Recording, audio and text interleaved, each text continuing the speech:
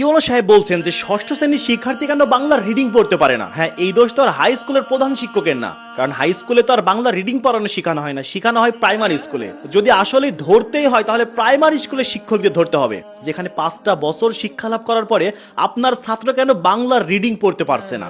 রাজবাড়িতে রতনদিয়া রজনীকান্ত সরকারি মডেল উচ্চ বিদ্যালয়ে ইউনো সাহেব যায় সেখানে পরিদর্শন করতে, কিন্তু যাওয়ার পরে দেখা যায় হাজার হাজার অনিয়ম। সেখানকার ষষ্ঠ শ্রেণীর শিক্ষার্থী বাংলা রিডিং পড়তে পারে না, শিক্ষকেরা ছাত্রদের ঠিকমতো উপস্থিতি অ্যাটেন্ডেন্স নিতে পারে না। জানুয়ারি মাসের হিসাব আছে তো ফেব্রুয়ারির নাই, ফেব্রুয়ারির আছে তো মার্চ মাসের নাই। শিক্ষার্থীদের বেহাল অবস্থা। শিক্ষকদের যখন প্রশ্ন করা হয় যে আপনাদের এই অবস্থা কেন, তখন শিক্ষকরা তোতলাই সঠিকভাবে উত্তর দিতে পারে না। আবার ইউনো সাহেব যখন বাথরুমের ভিতরে যায় সেখানে সিগারেটের টুকরা পড়ে রয়েছে। মানে হাই স্কুলের শিক্ষার্থীরা যদি এইভাবে সিগারেটের সাথে আসক্ত হয়ে যায় তাহলে লেখাপড়া কিভাবে হবে। মানে যে অস্বাস্থ্যকর পরিবেশ রয়েছে বাথরুমের ভিতরে, যে কেউ গেলে অসুস্থ হয়ে যাবে। প্রধান শিক্ষক কি এগুলো দেখে না যে তার বাথরুমের এই অবস্থা, সেখানে সিগারেট খাওয়া হচ্ছে, ওপেনে খাওয়া হচ্ছে, সেগুলো নিয়ে কোনো প্রতিকার নাই? ইউনো সাহেবকে প্রধান শিক্ষক উত্তর দিচ্ছেন যে এখানে যারা কাজ করে তারা এগুলো খেয়ে ফেলেছে। আচ্ছা, ধরলাম যে যারা ওখানে কাজ করে তারা খেয়ে ওখানে ফেলায়, কেন তারা ওখানে কেন ফেলাবে?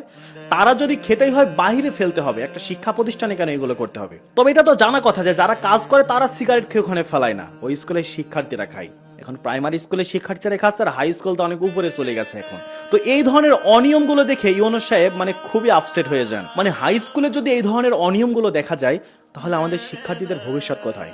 আমরা না বলি যে শিক্ষাই জাতির মেরুদণ্ড, আর মেরুদণ্ড শুরুতেই যদি মেরুদণ্ড ভেঙে যায় তাহলে ভবিষ্যতে সে তো কখনো সোজা হয়ে দাঁড়াতেই পারবে না।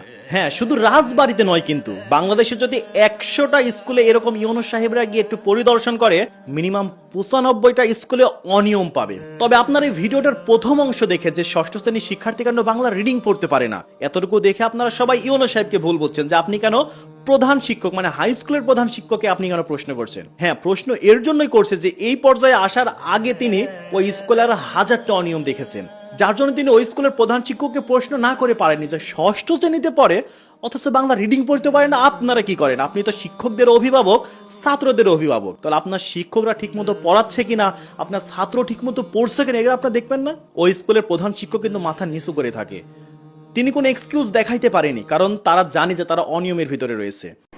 ভিডিওটি ভালো লাগলে শেয়ার করে দিবেন। ধন্যবাদ।